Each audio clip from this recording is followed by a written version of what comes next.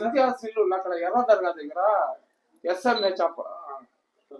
SMH apartment ఉందా, దాంట్లో second floor లో ఉంది. సమీ నేనే. సరే ఓకే. మంజు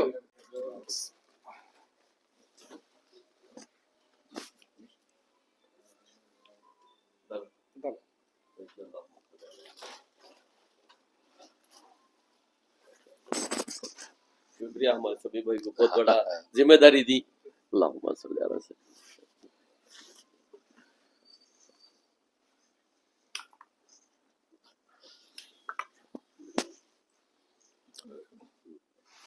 రండి అందరూ రండి.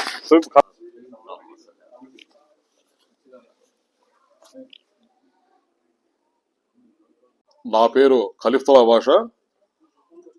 All India port trust workers federation AP chairman గా బాధ్యత నిర్వహిస్తున్నాను.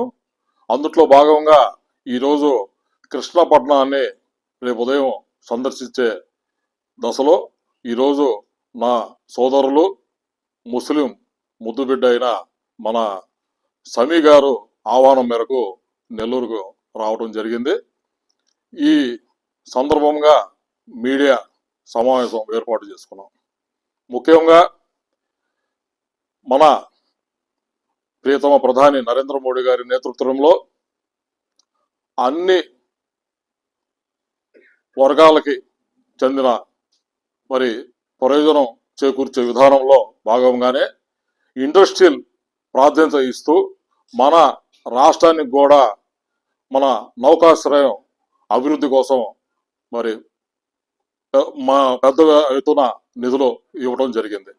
మన ప్రియతమ ముఖ్యమంత్రి వర్యులు నారా చంద్రబాబు నాయుడు గారు కూడా నౌకాశ్రయం అభివృద్ధికి ఆయన కూడా ముందున్నారు అభివృద్ధి చేయడానికి.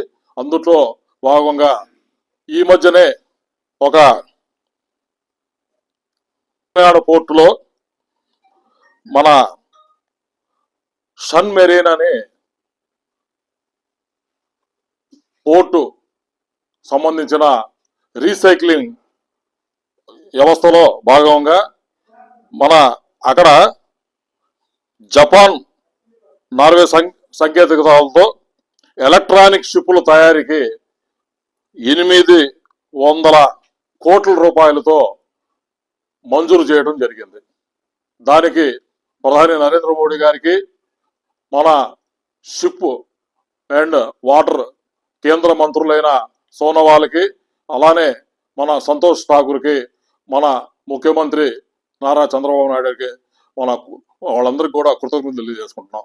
ఇది ఎలక్ట్రానిక్ దశలో మరి తయారీ కేంద్రము మన రాష్ట్రంలో ముఖ్యంగా మన కాకినాడ పట్టణానికి రావడం అనేది, అక్కడ ఒక రకంగా చూసుకుంటే ఎంప్లాయ్మెంట్ మన రాష్ట్రాల్లో చాలా ఎక్కువగా దీనివల్ల ఎంప్లాయ్మెంట్ దొరుకుతుందని చెప్పి తెలియజేసుకుంటున్నాం. ముఖ్యంగా అన్ని పోర్టులు చూస్తే మన గంగారం పోర్టు, విశాఖపట్నం పోర్టు, అలానే కాకినాడ పోర్టు, బందర్ పోర్టు, దాని తర్వాత మన రామాయపట్నం ఈ మధ్యనే పనులు జరుగుతున్నాయి. మన కృష్ణపట్నం పోర్టు, నిజాంపట్నం పోర్టు, ఇవన్నీ కూడా కొన్ని పోర్టుల్లో ప్రైవేటు పరంగా ఇచ్చినప్పటికీ మన యాజమాన్యం మాత్రం కేంద్ర ప్రభుత్వం ఆధీనంలోనే ఉందని తెలియజేసుకుంటున్నాం. ముఖ్యంగా మేము కోరేది ఏంటంటే వర్కర్స్ వెల్ఫేర్ ఏదైతే ఉందో దానిని ప్రశ్నిస్తాం. మనం ఈ వర్కర్స్ అంటే మత్స్యకారులు, ఏ పోర్టు ఏరియాకి సంబంధించిన ఏరియాల్లో ఉన్న ఎక్కువ మంది మత్స్యకారులకి అక్కడ పోర్టు ఏదైతే కంపెనీలు ఉన్నాయో, పోర్టుకు సంబంధించిన కంపెనీలు ఏదైతే ఉన్నాయో వాళ్ళకి ముఖ్యంగా ప్రాధాన్యత ఇవ్వాలనేది మా యొక్క డిమాండ్. నాకు కూడా కేంద్ర ప్రభుత్వము నియమించింది మన వర్కర్స్ వెల్ఫేర్ కోసం. వాళ్ళ ఏదైతే కేంద్ర ప్రభుత్వమో సంక్షేమ పథకాలు ఇస్తున్నాయో వాళ్ళకి చేరుతున్నాయా లేదా, వాళ్ళ మరి ఇవన్నీ తెలుసుకోవడానికి నన్ను నియమించారు.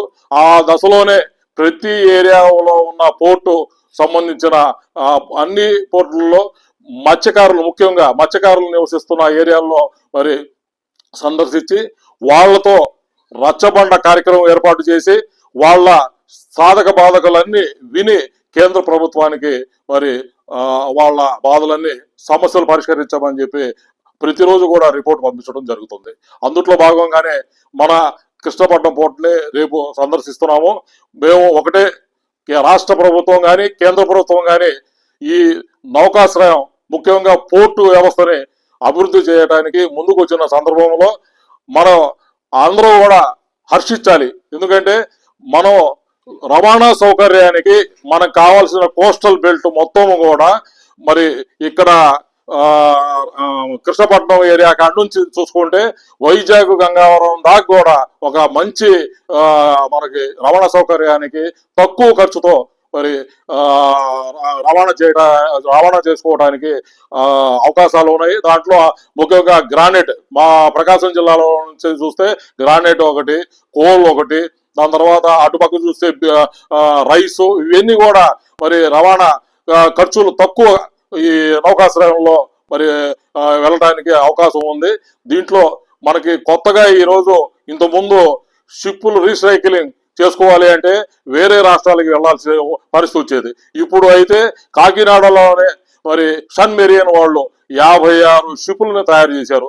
వాళ్ళకి గుర్తించి కేంద్ర ప్రభుత్వము ఈరోజు కొత్తగా ఈరోజు ఇంతకుముందు షిప్పులు రీసైక్లింగ్ చేసుకోవాలి అంటే వేరే రాష్ట్రాలకి వెళ్లాల్సిన పరిస్థితి వచ్చేది.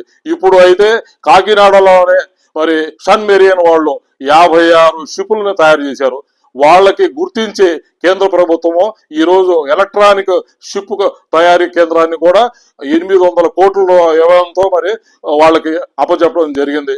ఇలాగ చూసుకుంటే మనం ఈ కేంద్రంలో ఉన్న అనేక రాష్ట్రాల్లో కూడా ఈ సముద్ర మార్గాలు ఏదైతే ఉన్నాయో అన్నిట్లో కూడా మన కాకినాడ ముందంజలో వస్తుందని చెప్పి నేను తెలియజేసుకుంటూ, మన ఈ ముఖ్యంగా మన ప్రధాని నరేంద్ర మోడీ గారు 29 కార్మిక ఏదైతే పాత చట్టాలు అయితే ఉన్నాయో 100 సంవత్సరాల చట్టాలు అవన్నీ కూడా తీసేసి కొత్తగా ఈ మధ్య ఒక వారం క్రితము 4 కోట్లతో మన కార్మిక చట్టాన్ని కొత్తగా తీసుకురావడం జరిగింది. దాంట్లో మరి అసంఘటిత కార్మికులు, ఎక్కువగా ఈ పోర్టు ఏరియాలో పనిచేసే మత్స్యకారులు కార్మికులు అసంఘటిత కార్మికుల కింద వస్తారు. కాబట్టి వాళ్ళకి ఈ కొత్త చట్టము అనేక లాభాలు చేకూర్చుద్ది. ప్రతి కంపెనీ కూడా వాళ్ళని అపాయింట్మెంట్ ఇవ్వాలి అంటే ముందు లెటర్ ఇవ్వాలి. ఇంత ముందు లెటర్ ఇచ్చేవాళ్ళు కాదు, చాలా బాధలు పడేవాళ్ళు. వాళ్ళకి శాలరీస్ కూడా 7,000, 6,000, 8,000 రూపాయలు మాత్రమే ఉంది. ఈ కొత్త చట్టము కోర్టు చట్టం రావడంతో వాళ్ళకి మినిమము 21,000 రూపాయలు వాళ్ళకి ఖచ్చితంగా ఇవ్వాల్సి పరిస్థితి ఉంది. వాళ్ళకి తీసుకోవాలి అంటే ఎంప్లాయ్మెంట్ ఇవ్వాలి అంటే ముందు జాయినింగ్ రోజే వాళ్ళకి లెటర్ పూర్వకంగా వాళ్ళకి ఇవ్వాలి. సంవత్సరం పని చేస్తే వాళ్ళకి బీమా సౌకర్యం కానీ, వాళ్ళకి పిఎఫ్లు, డిఎఫ్లు ఇవన్నీ కూడా మరి సంఘటిత కార్మికులకు ఎలాగా వర్తిస్తాయో అసంఘటిత కార్మికులకు కూడా అలా వర్తిస్తాయి. దీనికి ఈ మధ్య కాలంలో మంచి మనసుతో కార్మికులు బాగుండాలి అనే దృష్టితో మన ప్రియతమ ప్రధాని నరేంద్ర మోడీ గారు ఒక అవకాశం, పాత చట్టాలను తీసేసి కొత్త చట్టం తీసుకురావాలనే ప్రయత్నం చేసి తీసుకొస్తే ఈ కమ్యూనిస్టు నేతలు ఎవరైతే ఉన్నారో వాళ్ళు దీన్ని విమర్శిస్తూ వాళ్ళకి ఇదే పని. అంటే ఈ కొత్త చట్టాలు వచ్చినందువల్ల వాళ్ళతో పని ఉండదు, సంఘాలు ఉండవు, మన కార్మిక సంఘాలు ఉండవు, వాళ్ళకి పని ఉండదు. కాబట్టి పాత చట్టాలని అమలు చేయాలని చెప్పి వాళ్ళు ఏదో ఈ మధ్య ధర్నాలు చేస్తామని చెప్పి ఊరేగింపులు చేసుకుంటూ అబద్ధాలతో మరి కార్మికుల్ని మైమర్పిస్తున్నారు. ఇది మానుకోవాలి. ఏదైతే మనం కోరుకుంటున్నామో పాత చట్టాలు ఏదైతే వద్దు, కొత్త చట్టాలు కావాలి. ఈ కార్మికులకే కాదు, మిగతా దాంట్లో కూడా కొత్త రకం రావాలి అని మనం కోరుకుంటున్న దశలో మనం అందరం కూడా, కార్మికులందరం కూడా మనం కొత్తగా వచ్చిన 4 పాయింట్స్ కోడ్ మనం అందరం కూడా మద్దతు ఇద్దాము. దీనివల్ల కార్మికుల జీవన శైలి కూడా మారుతుందని చెప్పి తెలియజేసుకుంటూ, ముఖ్యంగా రేపు మన కృష్ణపట్నం పోర్టులో కొన్ని సమస్యలు ఉన్నాయని చెప్పి నా దృష్టికి వచ్చినవి. ముఖ్యంగా కార్మికులు ట్రాన్స్పోర్టేషన్ లారీలు వాళ్ళకి బిల్లులు సరిగ్గా రావట్లేదని చెప్పి వాళ్ళు కంప్లైంట్ చేయడం జరిగింది.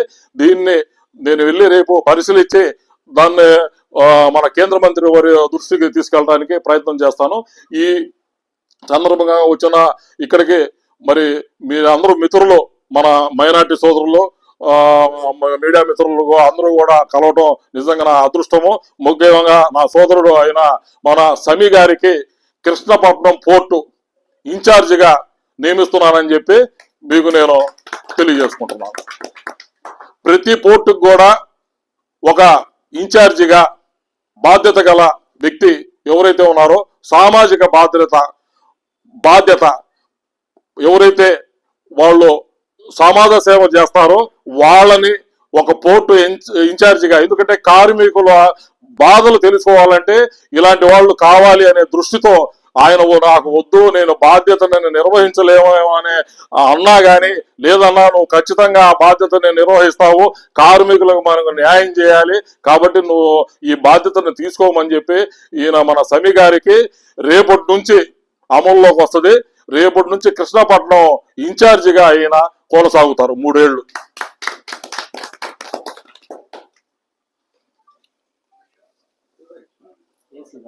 ఎందుకు నేను మాట్లాడితే ఇతనిది కిల్ అయిపోద్ది.